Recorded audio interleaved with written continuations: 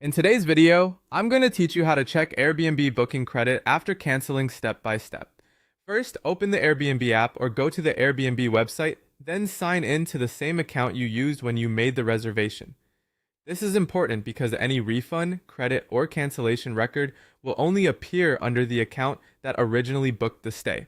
Once you're on the home screen, tap or click your profile icon and go to Trips. Here, you'll see your reservations. Open the reservation that you canceled and take a moment to review the cancellation details. You want to make sure the cancellation was actually processed successfully before checking for any credit. On that reservation page, look for the refund or payment section.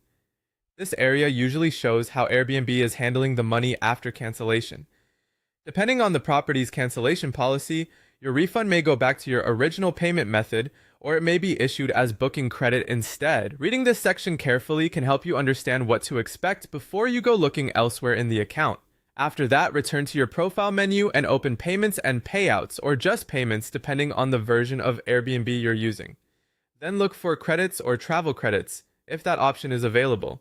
This is where you can review your current Airbnb booking credit balance. If you see a credit listed, tap on it to view more details, such as the amount, the issue date, and the expiration date if one applies. Those details are useful if you want to know how long you have to use the credit.